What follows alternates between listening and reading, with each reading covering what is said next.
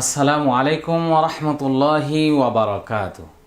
সবাই কেমন আছেন? আপনারা সবাই ভালো আছেন? আলহামদুলিল্লাহ। মহান আল্লাহ সুবহানাহু ওয়া তাআলার মেহেরবানিতে আমিও ভালো আছি। এই মুহূর্তে যিনারা আমার এই এশো কোরআন শিখি ক্লাসে অংশগ্রহণ করছেন, আপনাদের সবাইকে মোবারকবাদ জানাচ্ছি। আমি ক্বারি মুহাম্মদ সালিম। শিক্ষার্থী বন্ধুরা, কোরআন শিক্ষার যতগুলি রুলস নিয়ম কানুন রয়েছে প্রত্যেকটাই খুব জরুরি। মানে একটা ছাড়া আরেকটা হয় না। মানে একেবারে হরফ থেকে শুরু করে তিলাওয়াত শেখা পর্যন্ত যতগুলি অধ্যায় রয়েছে প্রত্যেকটাই জরুরি, কিন্তু এর মধ্যেও কোনোটা আবার বেশি জরুরি থাকে, কোনটা কম জরুরি থাকে। আজকে যে অধ্যায়টা আমরা আলোচনা করব বা শিখব বা পড়ব তা হচ্ছে তিলাওয়াতে আমরা কিভাবে ওয়াকফ করব। ওয়াকফ করতে গিয়ে যে সমস্ত চিহ্নগুলি ব্যবহার করা হয় তার পরিচিতি আজকে আমরা পেয়ে যাব ইনশাআল্লাহ। আমরা এখানে দেখতে পাচ্ছি তিলাওয়াতে ওয়াকফ করার নিয়মাবলী, আর এটা আপনাদের এশো কোরআন শিখি বইয়ের 57 নম্বর পৃষ্ঠা খুলুন। যাদের কাছে আমাদের এশো কোরআন শিখি বইটা পৌঁছে গেছে 57 নম্বর পৃষ্ঠা খুলুন, আর যারা এখনও বইটা সংগ্রহ করতে পারেন নাই স্ক্রিনে দেওয়া নম্বরে যোগাযোগের মাধ্যমে বইটা খুব দ্রুতগতিতে কুরিয়ারে সংগ্রহ করে নিন। আমরা কথা বলার সময় ছোট অথবা বড় বিভিন্ন রকমের বাক্য দ্বারা কথা বলে থাকি, বলি না? আমরা অনেক সময় ছোট ছোট কথা বলি, অনেক সময় বড় বড় কথা বলি। তো আবার নিঃশ্বাস ফেলে দে, দম ফেলে দে, একটা কথা শেষ করে আরেকটা কথা শুরু করি। এই যে আমি এখন কথা বলছি এটা একটা শেষ। তো এইটা একটা দাড়ি অথবা কমা। বড় কথার মাঝখানে দম ছেড়ে দিয়ে আবার কথা বলতে শুরু করি। যেখানে দম ছেড়ে দেই সে কথাটি লেখার সময় আমরা বাংলাতে এরকম একটা দাগ দিয়ে দাড়ি বুঝাই বা এরকম একটা ছোট কমা দিয়ে থাকি। এরকমভাবে সকল ভাষার মধ্যেই দাড়ি বা কমা রয়েছে। তেমনিভাবে কোরআন মাজিদ তিলাওয়াত করার সময়ও দাড়ি বা কমা রয়েছে। এগুলোকে বলা হয় ওয়াকফ। ওয়াকফ ওয়াকফ কোরআন তিলাওয়াতে অনেক ধরনের ওয়াকফ রয়েছে। নিম্নে কিছু ওয়াকফের বর্ণনা দেওয়া হলো বা আমরা আলোচনা করব ইনশাআল্লাহ। খুবই মনোযোগ। এখানে ক্রমিক সংখ্যা রয়েছে, চিহ্নসমূহের নাম রয়েছে, ওয়াকফ করা বা না করার বিবরণ এখানে আমি আপনাদেরকে দেখিয়ে দিচ্ছি। তবে এখানে আমি যেভাবে বইয়ের মধ্যে লিখেছি আপনারা নিজেরাও এটা পরে পরে শিখে নিতে পারবেন বা বুঝে নিতে পারবেন ইনশাআল্লাহ। আমি চেষ্টা করেছি সহজ করে লেখার জন্য। প্রথমে আমরা দেখব 1 নম্বরে এই যে জিরো অথবা শূন্যের মতো যেটা আমরা দেখতে পাচ্ছি, এরকম শূন্য দিয়ে যে গোলাকার করে যে ওয়াকফটা দেওয়া হয় এটাকে ওয়াকফে তাম বলে। তবে অনেক ফন্টের কোরআন মাজিদে অনেক রকমের, অনেক সময় আবার ফুল দিয়েও ওয়াকফ চিহ্ন বোঝানো হয়, অনেক সময় শুধু নম্বর দিয়েও বোঝানো হয়। তবে এটা দেখিয়ে দিচ্ছি শুধু গোল শূন্য, এটাকে বলা হয় ওয়াকফে তাম। আয়াত শেষে এর চিহ্নটি থাকলে ওয়াকফ করতে হবে। 1 নম্বর আমরা বুঝতে পারলাম। 2 নম্বরে মিম ওয়াকফে লাজিম।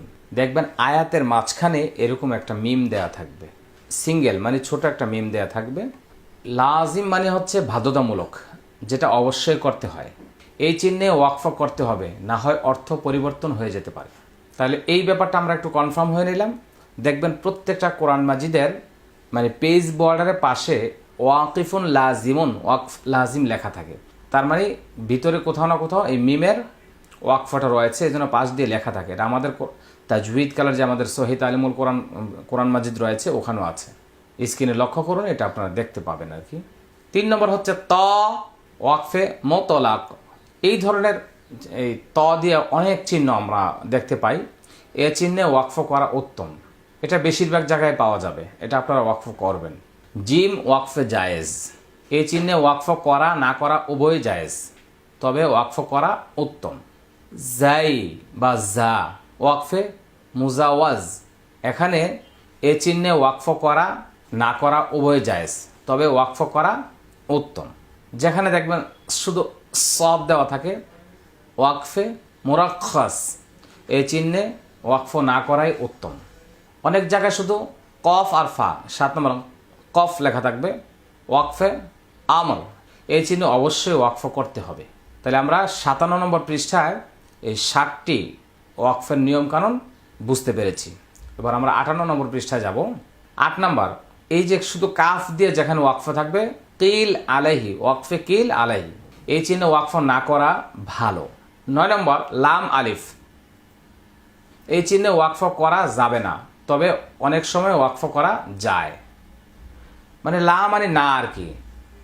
আবার এগুলো অনেক জায়গা আছে মানে বিনা কারণেও অনেক কোরআন মাজিদে লেখা থাকে, মানে সেন্টেন্সের সাথে ওয়াকফ করা না করা কোনো বাধা নিষেধ নেই, বরং লাম আলিফ দেওয়া আছে। তো এটা ইজিভাবেই আমরা দেখবো আর কি। তারপরে আমরা কোরআন মাজিদে চেষ্টা করেছি লাম আলিফগুলো উঠিয়ে দেওয়ার জন্য, যেখানে প্রয়োজন নেই সেখানে আমরা তুলে দিয়েছি। সদ লাম ইয়া, ওয়াকফে ওয়াসলে আউলা, এই চিহ্নে মিলিয়ে পড়া ভালো। সাক্তা সংক্রান্ত একটি ব্যাখ্যা কিছুক্ষণ পরে আমি দিচ্ছি আপনাদেরকে। শ্বাস চালু রেখে আওয়াজ একালিপ পরিমাণ সময় বন্ধ রেখে তিলাওয়াত করবে, এটা হলো সাক্তা। ওয়াকফ, এই চিহ্নে ওয়াকফ করা যাবে, এখানে ওয়াকফ করতে পারবে। মুআনাকা, মুআনাকাটা হচ্ছে 3 ফোঁটা বিশিষ্ট, মানে দুইটা পাশাপাশি থাকে, এক শব্দ দুই শব্দ আগে পরে থাকে, এই চিহ্নগুলো শব্দে দুই পাশে থাকে, যে কোনো একটিতে ওয়াকফ করবেন, দুইটা থেকে যে কোনো একটাতে ওয়াকফ করবেন। 14 নম্বর হচ্ছে ওয়াকফে নবী সাল্লাল্লাহু আলাইহি ওয়াসাল্লাম, এই চিহ্নে থামা উত্তম। যেখানে রসুল আকরম সাল্লাল্লাহু আলাইহি ওয়াসাল্লাম ওয়াকফ করেছেন এমন কিছু ওয়াকফ রয়েছে আর কি, এখানে থামা উত্তম। ওয়াকফে গুফরান, এই চিহ্নে থামলে গুনাহ মাফ হয়। এগুলো আমরা যেখানে দেখবো সেখানে ওয়াকফ করবো ইনশাল্লাহ। ওয়াকফে জিবরাইল আলাইহিস সালাম, এই চিহ্নে থামলে বরকত হয়। আর কিছু কিছু জায়গায় যেন রবু এরকম চিহ্ন দেওয়া থাকে, এই চিহ্ন পাড়ার 4 ভাগের 1 ভাগ। আর নিস মানে হচ্ছে 2 ভাগের 1 ভাগ। সুলুস, এই চিহ্ন পাড়ার 4 ভাগের 3 ভাগ। এগুলো বিভিন্ন কিছু চিহ্ন থাকে আর কি, অনেক সময় জানতে চায়, বুঝতে চায় যে আসলে এটা কি। এই হলো ওয়াকফের চিহ্ন পরিচিতি বা কার কি কাজ, কিছুটা বিষয় আপনারা হয়তো বুঝতে পেরেছেন। আপনাদের বই থেকে আরও বিস্তারিত জেনে নেবেন ইনশাআল্লাহ। এখানে আমরা 59 নম্বর পেজে আমরা দেখতে পাচ্ছি সাক্তা এর বর্ণনা। সাক্তা মানে হলো চুপ থাকা। সাক্তা মানে কি? চুপ থাকা। এটিও একটি ওয়াকফের মতো, তবে এটার নিয়ম ভিন্ন। কোরআন মাজিদে মোট 4 জায়গায় সাক্তা আছে, 2টি শব্দের মাঝখানে সাক্তা থাকে। এটা পড়ার নিয়ম, প্রথম শব্দ বলার পর একালি পরিমাণ আওয়াজ বন্ধ করে শ্বাস জারি রেখে পড়তে হয়। এখানে আমরা দেখব আইনজের এই ওয়াও জবর ওয়া, ইওয়া, জিম 2 জবর জান, ইওয়া জান, ইওয়া জান, কাইয়িমা, মিম মার কাদিনা হাযা। এখানে কোন সূরার মধ্যে এটা আছে আমরা লিখে দিয়েছি। সূরা কাহাফ আয়াত নম্বর 1, সূরা ইয়াসিন আয়াত নম্বর 52, সূরা মুতাফফিফিন আয়াত নম্বর 14, সূরা কিয়ামা আয়াত নম্বর 27। এখানে যেমন এটা পাবেন এই যে 30 নম্বর পারায় কাল্লা বাল, এই যে বাল বলার পরে দেখেন আমি কতক্ষণ স্টপ থাকি। কাল্লা বাল রানা, আমি কিন্তু দমটা ফেলে দেই নাই, নিঃশ্বাসটা ফেলে দেই নাই। কাল্লা বাল রানা, একটু সময় বিরতি দিয়েছি কিন্তু দমটা আমি চালু রেখেছি। ওয়াকিলা মান রাকা মিম মারকাদিনা হাযা। এটা একটা নিয়ম রয়েছে, এটা একটা সিস্টেম। আমরা এইভাবে এই সাক্তাগুলি দেখলে বা যখন আমরা পাবো এইভাবে আমরা তিলাওয়াত করবো ইনশাআল্লাহ। এই পেজে ওয়াকফ সংক্রান্ত কিছু জরুরি বিষয় রয়েছে, এগুলো আমি আপনাদের সামনে তুলে ধরছি, লক্ষ্য করুন। আমরা কোরআন তিলাওয়াত করতে হরকত, তানউইন, জজম, তাশদীদ সহ মোট 11টি চিহ্ন ব্যবহার করে থাকি। কয়টি চিহ্ন আমরা পেয়েছি? 11টি চিহ্ন। এই 11টি চিহ্নের মধ্যে ওয়াকফ করার সময় 60টি চিহ্নের জজম ব্যবহার করতে হয়। কথাটা খুবই গুরুত্বপূর্ণ। তাহলে 1 জবর 1 জের 1 পেশ, 2 জের 2 পেশ, খারা জের উল্টা পেশ। এই যে 60টি চিহ্ন আমরা পাইলাম, মোট কত? 11টি চিহ্ন। এর মধ্যে 60টি চিহ্ন। এই 60টি চিহ্নের মধ্যে যদি আপনারা ওয়াকফ করেন তাহলে 1 জবর হইলে 1 জের হইলে 1 পেশ হইলে 2 জের হইলে 2 পেশ হইলে খারা জের হইলে উল্টা পেশ হইলে, এর বিস্তারিত সামনে রয়েছে, আপনাদেরকে সব দেখিয়ে দেবে ইনশাআল্লাহ। 7 জায়গায় জজম দিতে হয়, আর 2টি চিহ্নে একালিফ টেনে পড়তে হয়, তা হচ্ছে 2 জবর আর খারা জবর। অপর 2টি হচ্ছে জজম এবং তাসদীদ। তাহলে 7 এ 2 9, 9 2 11। এখানে হলে জজম দিতে হবে, এখানে একালিফ টানতে হবে, এখানে যা আছে তাই পড়তে হবে। যেমন জজম হলে জজমেই পড়তে হয়, তাসদীদ হলে 1.5 হরকত পরিমাণ দেরি করে পড়তে হয়, মানে উচ্চারণ করতে হয়। এটা যেখানে আছে আমি আপনাদেরকে দেখিয়ে দিব ইনশাআল্লাহ। অনেক সময় আমরা আরজি সাকিন বলি, আরিদ। ওয়াকফ বা বিরতির কারণে যে সাকিন হয় ওয়াকে আরজি সাকিন বলে। আরজি সাকিন আরিদ, আরিদ সাকিন বলে। যেমন নাস্তাঈনু, এখানে কিন্তু আমরা এখন ওয়াকফের কারণে সাকিন দিয়েছি, যেমন এটা নাস্তাঈনু, নাস্তাঈন,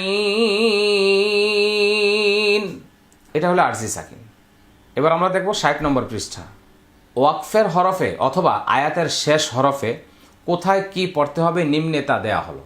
তাহলে আমরা যে আয়াতগুলি তিলাওয়াত করব তার শেষের যে অক্ষর, মানে যেখানে বাক্যটা শেষ হয়ে যাবে, এটাকে ওয়াকফের হরফ অথবা বাক্যের শেষ হরফ বলা হয়। এবার খুব সহজভাবে আমি এখানে লেখার চেষ্টা করেছি, আপনারা এখন দেখলে সব আপনাদের মজা লাগবে, ভালো লাগবে এবং সহজে বুঝতেও পারবেন ইনশাআল্লাহ। যেমন আমরা যদি এই আয়াতটি তিলাওয়াত করি, ইন্না আ'তাইনাকাল কাউসার, এই যে কাউসার, দেখেন আমরা লাল কালার করেছি, এখানে একটা ওয়াকফ দিয়েছি। তাহলে ওয়াকফের নিয়ম কি? আমি ওয়াকফ করলে কোথায় কিভাবে কি করব, এতক্ষণ যে আলোচনা করেছি ওয়াকফ চিহ্ন, আর এখন হচ্ছে শেষ হরফ, ওয়াকফের হরফ অথবা বাক্যের শেষ হরফে আমরা কোথায় কি ব্যবহার করব। এবার লক্ষ্য করেন, এখানে এক জবর হলে জজম দিতে হবে। তাহলে আমরা এখানে এক জবর পেয়েছি, এখন ওয়াকফের কারণে এখানে আমরা সাকিন দিব, জজম দিব। তাহলে কাউ সার পড়তে হবে, কাউ সার। ইন্না আ'তাইনাকাল কাউসার। হামজা নুনজের ইন, নুন আলিফ জবর না। প্রথমটা হচ্ছে ওয়াজিব গুন্না, তারপরে 3 আলিফ টান। ইন্না,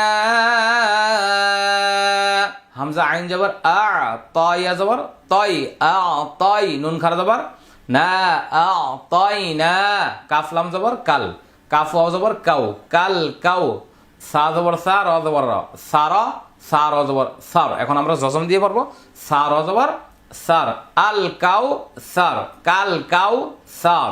এবার আয়াতটা বলুন, ইন্না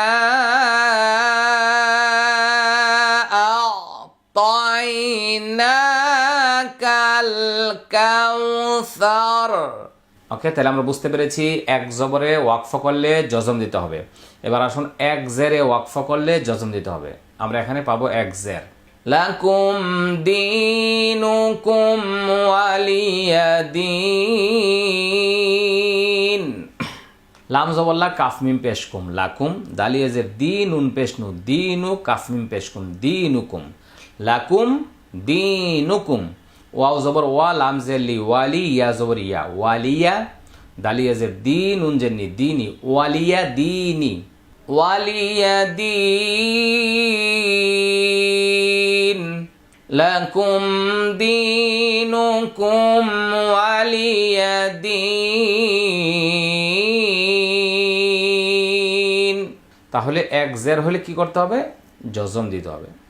আবার বলছি, লাকুম দীনুকুম ওয়ালিয়া দিন।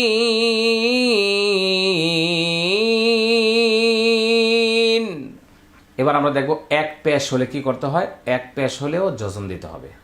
কোথায়? ওয়াকফ করার সময় আয়াতের শেষ অক্ষরে, বাক্যের শেষ অক্ষরে যদি এক পেশ থাকে তাহলে এক জবর হলে জজম, এক জের হলে জজম, এক পেশ হলেও জজম। ইযা জাআ নাসরুল্লাহি ওয়াল ফাতহ। হামজা জের ই, জাল আলিফ জবর যা, ইযা এক আলিফ টান, জাআ 4 আলিফ টান, নাস মোটা, রুল্লাহ আমরা আগে পড়েছি আল্লাহ শব্দের পূর্বে যদি পেশ হয় মোটা হবে, রুল্লাহি, আল্লাহ শব্দের লামটা মোটা হয়। ওয়াল ফাতহু, ওয়াল ফাতহু আমরা এখন জজম দিব, দুইটা সাকিন হয়ে যাবে, জজম হয়ে যাবে। ওয়াল ফাতহ, একটু শুনেন, ওয়াল ফাতহ, ওয়াল ফাতহ। ইযা জাআ নাসরুল্লাহি ওয়াল ফাতহ। এবার আসেন আমরা দুই জের হলে কি করব। দুই জের হলেও জজম দিতে হবে। দুই জের হলে কি করতে হবে? জজম দিতে হবে। এই যে দুই জের পেয়ে গেছে, আমরা এখন জজম দিব। লি ইলাফি, লি ই একালিফ টান, লা একালিফ টান, ফি, লি ইলাফি। কো রাই, কফেশ কো, রাইয়া জবর রাই কো রাই শিন দুইজের শিন কো রাই শিন। এখন আমরা সাকিন দিব, জজম দিব, তাহলে ডাবল সাকিন হবে, এখানে আরজি হবে। লি ইলাফি কুরাইশ, এখানে লিনের হরফের বামের হরফে ওয়াকফ হয়েছে, এটা একালি প্রান্ত হবে। লি ইলাফি কুরাইশ। আমি আশা করছি আপনারা বুঝতে পেরেছেন যে আসলে ওয়াকফগুলি এটা খুব অত্যন্ত গুরুত্বপূর্ণ একটি ক্লাস। এবার আসেন দুই পেশ হলে আমরা কিভাবে পড়ব। ইন্নাহা আলাইহিম মুসাদাহ, দুই পেশ হলে জজম দিতে হচ্ছে। হামজা নুন যে ইন নুন জবর না, ইন্না ওয়াজিব গুন্না, হা আলিফ জবর হা, ইন্না হা একালিফ টান, আইন জবর আ লামিয়া জবর লাই, আলাই হা মিম জের হিম, আলাইহিম, এটা মিম সেকেন্ডের পরে মিম আসছে, ইদগামি শাফা উই গুন্না হবে। মিম হামজা পেশ মো, এখানে ওয়াওটা সাইলেন্ট থাকবে, উচ্চারণে আসবে না। সদ জবর স, দাল জবর দা, সদা তা দুই পেশ তুন, মো সাদাতুন, মো সাদাতুন। ইন্নাহা আলাইহিম মুসাদাহ, ইন্নাহা আলাইহিম মুসাদাহ। আবার ইন্নাহা আলাইহিম মুসাদাহ। তাহলে দুই পেশ হলে আমাদেরকে আরেকটা জিনিস এখানে মনে রাখতে হবে, গোলতা ওয়াকফ করলে হা হয়ে যায়। এটা একসময় হা ছিল, তা বানানো হয়েছে, তা এখন আবার ওয়াকফ করলে গোলতা ওয়াকফ করলে এটার নাম রাখছি আমরা গোলতা, মানে গোল হা দিয়া যে তা বানানো হয় এটার নাম হলো গোলতা। গোলতা ওয়াকফ করিলে হা হয়ে যায়। এই গোলতার মধ্যে কোনো নিয়মই চলবে না, সব সাকিন হয়ে যাবে, হা সাকিন হবে। মুসাদাহ। এবার আসেন খারা জের হলে কি হবে। وَأَمَّا مَنْ أُوتِيَ كِتَابَهُ وَرَاءَ ظَهْرِهِ, খারা জের হলে জজম দিতে হবে। এটা ওয়াজিব গুনা, মা একালিফ টান, মান এটা ইজহার, উ একালিফ টান, তি তাড়াতাড়ি, ইয়া তাড়াতাড়ি, উতিয়া। ওয়াম্মা মান উতিয়া, কি তাড়াতাড়ি, তা একালিফ টান, বা তাড়াতাড়ি, হু একালিফ টান, কিতাবাহু। ওয়া তাড়াতাড়ি, র চার লিফ টান, আ তাড়াতাড়ি, তাড়াতাড়ি, রি তাড়াতাড়ি, হি একালিফ টান, কিন্তু ওয়াকফের কারণে এখানে সাকিন দিতে হবে, টান হবে না। র হাজের রিহ, রিহ। তাহলে খারাজের ওয়াকফ করলে মাদ হয় না, টান হয় না, জজম হয়। وَأَمَّا مَنْ أُوتِيَ كِتَابَهُ وَرَاءَ ظَهْرِهِ وَأَمَّا مَنْ أُوتِيَ كِتَابَهُ وَرَاءَ ظَهْرِهِ وراء ظهره। এবার লক্ষ্য করুন, খারা জের হলে কি করতে হচ্ছে, সাকিন দিতে হচ্ছে। এবার আমরা উল্টা পেশে কি করব, আবার সাকিন দিব। উল্টা পেশে ওয়াকফ করলেও টান হবে না, মাদ হবে না। তাহলে খারা জের উল্টা পেশ ওয়াকফ করলে সাকিন হবে, জজম হবে, টান হবে না। আল্লাযী জামাআ মালান ওয়া আদ্দাদাহু, ওয়াকফ করলো ওয়া আদ্দাদাহ, হামজা লাম জবর আল, লাম জবর লা, আল্লাহ, জালিয়াদের জি, আল্লাযী, জিম জবর জা, মিম জবর মা, আইন জবর আ, জামা আ, জামা আ, এটা একালিফ টান। আল্লাযী জামা, আল্লাযী জামা, মিম আলিফ জবর মা একালিফ টান, লাম ওয়াও দুই জবর লাউ, ইদগামি বাগুন্না, মালাউ ওয়া আদ্দাদা, ওয়াও জবর ওয়া, আইন দাল জবর আদ, দাল জবর দা, ওয়া আদ্দা, দাল জবর দা, ওয়া আদ্দাদা, হা উল্টা পেশ হু, ওয়া আদ্দাদা হু, এখানে সাকিন হবে। ওয়া আদ্দাদা, আল্লাযী জামাআ মালাউ ওয়া আদ্দাদা, الذي جمع مالا وعدده। শিক্ষার্থী বন্ধুরা, এখানে 7টি গুরুত্বপূর্ণ নিয়ম আমরা শিখেছি। যে এক জবর হলে ওয়াকফ করলে জজম, এক জের হলে ওয়াকফ করার সময় জজম, এক পেশ হলে ওয়াকফ করার সময় জজম, দুই জের হলে ওয়াকফ করার সময় জজম, দুই পেশ হলে ওয়াকফ করার সময় জজম, খাড়া জের হলে ওয়াকফ করার সময় জজম, উল্টা পেশ হলে ওয়াকফ করার সময় জজম। তাহলে এই 7টি চিহ্নতে ওয়াকফ করলে কি করতে হবে? জজম দিতে হবে। আমরা এটা আজকে স্পষ্টভাবে এবং সুন্দর করে বুঝতে পেরেছি। সবাই বলি আলহামদুলিল্লাহ। তো আজকের ক্লাসে আর একটা গুরুত্বপূর্ণ জানার বিষয় হলো যে জজম হওয়ার কারণে 5 জায়গায় পরিবর্তন হতে পারে, তা আমি দেখিয়ে দিচ্ছি। যেমন এই যে আয়াতটা মিং শাররি মা খালাক, এখানে জজমে ওয়াকফ সাকিন দেওয়ার কারণে, জবরের জায়গায় জজম দেওয়ার কারণে কলকলার হরফ যদি থাকে তাহলে কলকলা করতে হবে। কফে কলকলা, খলাক কলকলা হবে, মুহিত কলকলা হবে, ওয়াকাবে কলকলা হবে, বুরুজে কলকলা হবে, হাসাদে কলকলা হবে। এটা আপনাদেরকে জানিয়ে দিচ্ছি এই জন্য, কারণ আপনি জবরের জায়গায় জজম দিলেন, জেরের জায়গায় জজম দিলেন, পেশের জায়গায় জজম দিলেন, দুই জেরের জায়গায় জজম দিলেন, দুই পেশের জায়গায় জজম দিলেন, কিন্তু এরপরে যদি কলকলা হরফ থাকে তাহলে কলকলা হয়ে যাবে, যদি মাদের হরফ থাকে তাহলে মাদের হরফ হয়ে যাবে। মনে রাখতে হবে। আমি এগুলো সব নিয়মকানুনগুলো আপনাদেরকে দেখিয়ে দিচ্ছি, একটু লক্ষ্য করেন। মিং শাররি মা খালাক, এখানে খলাক না বলে খলাক কলকলা করতে হবে। ওয়াল্লাহু মিন ওয়ারাইহিম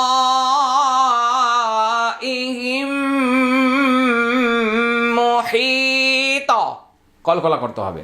ওয়া মিন শাররি গাসিকিন ইযা ওয়াকাব কলকলা করতে হবে। ওয়াস সামাই যাতিল বুরুজ কলকলা করতে হবে। ওয়া মিন শাররি হাসিদিন ইযা হাসাদ কলকলা করতে হবে। তাহলে এখানে আরো 5টি বিষয় আপনাদের জানা হয়ে গেল, স্পষ্ট হয়ে গেল। সবাই বলে আলহামদুলিল্লাহ। শিক্ষার্থী বন্ধুরা, আজকে খুবই গুরুত্বপূর্ণ ক্লাস করেছি। এটা আপনাদেরকে অনেক সময় নিয়ে দেখতে হবে এবং বারবার দেখতে হবে। যেহেতু ক্লাসটা গুরুত্বপূর্ণ, ভিডিওটা গুরুত্ব দিয়ে দেখতে হবে এবং একবার দেখলে চলবে না, অনেকবার একটু একটু করে দেখবেন। সবটা একসাথে বুঝে নাও আসতে পারে। বইয়ের সাথে মিলিয়ে মিলিয়ে এই ক্লাসটা দেখবেন ইনশাআল্লাহ। আর এখন শেয়ার করে সব মানুষের কাছে ছড়িয়ে দিতে হবে। আপনাদের অনলাইনে ইমো, হোয়াটসঅ্যাপ মেসেঞ্জার থেকে শুরু করে, ফেসবুক থেকে শুরু করে সব জায়গায় ভিডিওগুলি শেয়ার করে ছড়িয়ে দিতে হবে। আল্লাহ সুবহানাহু ওয়া তাআলা যেন আমাদের সবাইকে কবুল করেন। আর আমাদের পরিপূর্ণ এই কোর্স করার জন্য একটি তাজউইদ কালার কোরআন মাজিদ, একটি 100 কোরআন শিখি বই, একটি ভিডিও মেমোরি কার্ড আপনাদের ফ্যামিলির প্রত্যেকের কাছে রাখুন। প্রত্যেকে প্র্যাকটিস করুন, চেষ্টা করুন। আর সবচেয়ে গুরুত্বপূর্ণ বিষয় হলো আপনার পছন্দের সব ব্যক্তিদেরকে এক সেট করে গিফট করুন, হাদিয়া দিন, উপহার দিন। দুনিয়ার সবচেয়ে মূল্যবান জিনিস আপনি তাকে আপনার পরিচিত বন্ধু বান্ধব, আত্মীয় স্বজনকে উপহার দিন। আল্লাহ সুবহানাহু ওয়া তাআলা আপনাকে সদাকা জারিয়া নেকি দান করবেন এবং কোরআনের খেদমতে এবং কোরআনের খাদিম হিসেবে আল্লাহ তাআলা কবুল করবেন। আজকের মতো আমরা এখানে শেষ করছি। আসসালামু আলাইকুম ওয়া রাহমাতুল্লাহি ওয়া বারাকাতুহু।